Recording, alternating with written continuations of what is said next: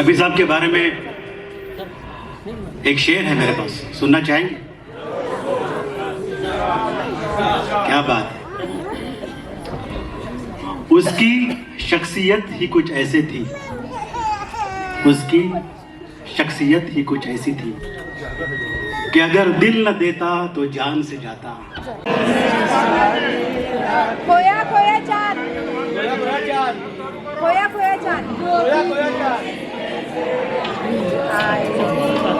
I'll see that। कैसे तुमको भी कैसे नींद आएगी।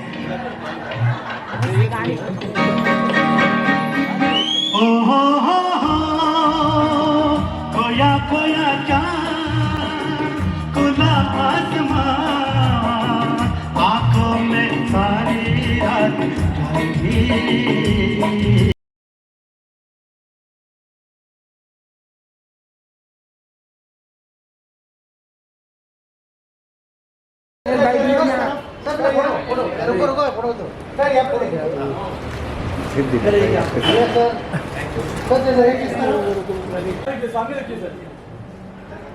सर यहाँ पे देखिए, सेंटर। हाँ लोग मिला नहीं इसके लिए। Thank you so much, thank you so much. चलो अभी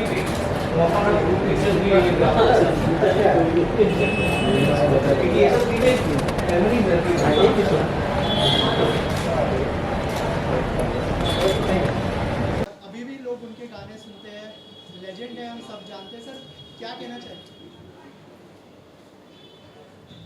मोहम्मद रफ़ी साहब का 101वीं जयंती जो है, ये जस्ट हम नंबर ध्यान में रख रहे हैं, लेकिन रफ़ी साहब के गानों की और रफ़ी साहब की कोई उम्र नहीं है, क्योंकि उन्होंने जो काम किया है, जो आशीर्वाद उनको मिला था, जो गायकी उन्होंने दी है फिल्मी गानों को या प्राइवेट संगीत को भी, मैं समझता हूँ कि वो एक संगीत संस्कृति है अपने आप में, और जो उनका संगीत को कंट्रीब्यूशन है, वो जब तक के हमारा जीवन उपलब्ध है इस दुनिया में, तब तक के रफ़ी साहब के गानों की ज़रूरत सबको पड़ेगी, क्योंकि जितना एंटरटेनमेंट वो 1950 में, 60 में, 70 में, 80 में दे रहे थे, उतना ही एंटरटेनमेंट के गाने हमको हमेशा देंगे।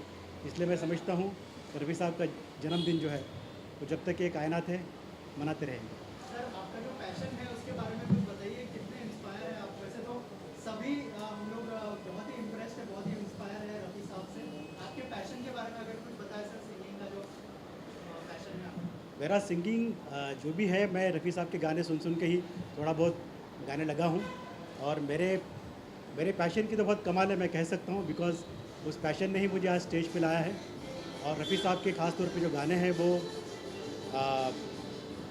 इतने इंटेंस है, उसमें इतना इमोशन है, उसमें इतनी फीलिंग है, एक्सप्रेशन है, तो आप कोई भी गाना उनका सुनते हैं तो ऐसा लगता है कि वो आपके दिल की बात कह रहे हैं। तो मैं जब भी उनका कोई ऐसा भी गाना सुनता हूँ जो कभी पहले सुना नहीं हो, ऐसा लगता है कि गाना अभी लॉन्च हुआ है।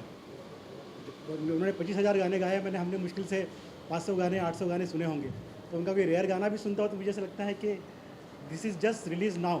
इतनी फ्रेशनेस उस गाने में हमको मिलती है, बिकॉज लाइफ के जो हमारे इमोशन, जो सेंटिमेंट्स है, उसको लेके रफ़ी साहब ने जो अदायगी की है, फ़न किया है, वो अनपैरेलल है, इसलिए मेरी मोहब्बत उनसे बहुत ज़्यादा है।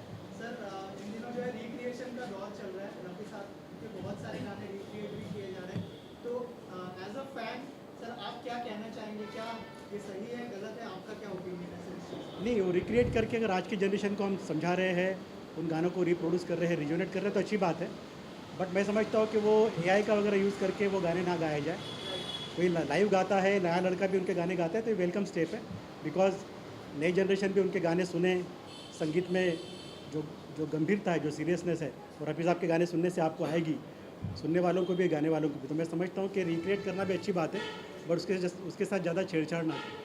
सर रूहे रफ़ी के बारे में अगर कुछ बताएं कि कैसे ये थॉट आया, कैसे आइडिया आया, अगर उस बारे में कुछ शेयर करें आप। ये रूहे रफ़ी टाइटल जो है, मैं और मेरी मिसेस भावना ढाबरे जी ने कॉइन किया था, बिकॉज उसको लगता है, मैं गुनगुनाता हूँ, उसको लगता है कि ये रफ़ी साहब के रूह की वजह से गाते हैं, क्योंकि मैं ट्रेंड सिंगर नहीं हूँ, तो उनका एक्सप्रेशन पार्ट को मैं समझ के गाता हूँ, तो मैं उनके रूह का आशीर्वाद लेके गाता हूँ, इसलिए रूहे रफ़ी ये टाइटल इस प्रोग्राम को दिया है। आपने देखा होगा कि मैं गाना जो गा रहा हूँ वो एग्जैक्ट गा नहीं पाता हूँ, क्योंकि उतनी काबिलियत नहीं है, तो लिमिटेड एबिलिटी में उनकी रूहों का आशीर्वाद लेके मैं गाता हूँ, इसलिए रूहे रफ़ी इसका टाइटल है।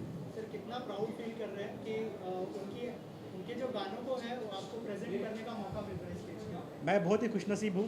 मैं समझता हूँ कि उनका मुझे डायरेक्ट आशीर्वाद है और मैं पूरी कोशिश करूँगा कि मैं गाते रहूँ, गुनगुनाते रहूँ, उनके रेयर सॉन्ग भी गाऊँ। रेयर रफ़ी हम उसकी फ्रीक्वेंसी बढ़ाएंगे और दुनिया को इस खुदा के बंदे की आवाज़ सुनाएंगे, उनके गानों की, उनकी अदायगी की, क्योंकि जीवन में उनका संगीत बहुत ज़रूरी है। ये बहुत ही मसाज का काम करता है, रिलीफ देता है, स्ट्रेस रिलीवर है, मेडिटेशनल आवाज़ भी है उनकी। हर तरह का गाना, पैट्रियोटिक हो, डिवोशनल हो, रोमांटिक हो, दोस्ती का हो, जुदाई का हो, दर्द का हो, हर गाना, हर इमोशन उन्होंने बहुत अच्छे से गाया है। तो मैं कोशिश करता हूँ कि उनका हर इमोशन में गाऊँ, तो मुझे बड़ा फ़क्र होता है अंदर से। सर नेक्स्ट क्या होने वाला है? क्या आपके कोई अपकमिंग प्रोजेक्ट्स है, कोई म्यूजिक वीडियो या कोई सॉन्ग आप लॉन्च करने के लिए सोच रहे हैं? अगर उस बारे में कुछ मेरे प्राइवेटली गाने चलते रहते हैं। मैंने बुद्ध ही बुद्ध एक एल्बम भी मेरे लिरिक्स एंड कंपोजिशन में रिलीज़ हुआ है, बड़े अच्छे सिंगर्स ने गाया है।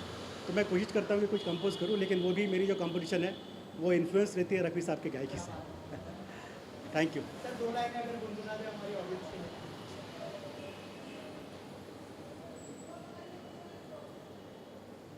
कितना प्यारा वादा है इन मत वाली आँखों का, इस मस्ती में सूझे ना क्या कर डालो हाय मोहे संभाल। ओ साथिया ओ बेलिया, कितना प्यारा वादा है इनकी आंखें जो है रफ़ी साहब की आंखें की बात कर रहा हूँ मैं। Thank you sir, Thank you so and much. all the